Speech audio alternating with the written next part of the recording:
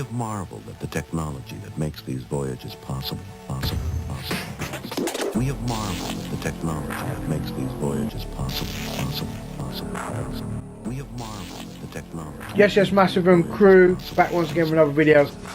And I'm literally in the process of archiving this yamming through. And look, up there, We have marveled at the technology. put this disc in. This one, called VIP Amiga, VIP 2. Then looked on here, and it says slow jams.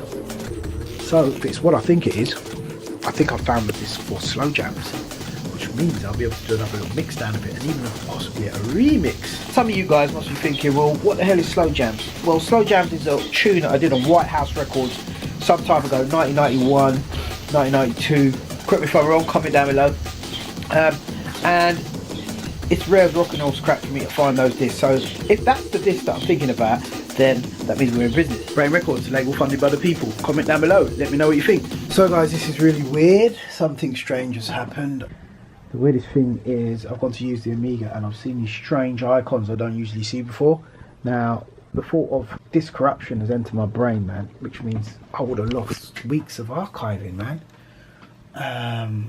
If anything happens to this compact flash drive that's inside my Amiga.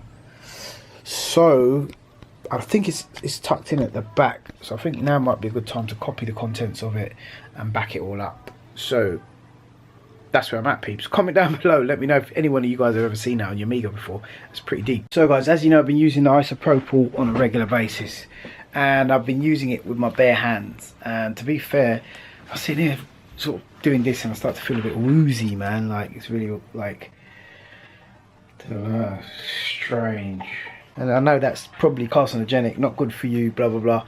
So I've decided going forward, when I'm handling the isopropyl, I am going to use gloves, because I think that's the safest possible method.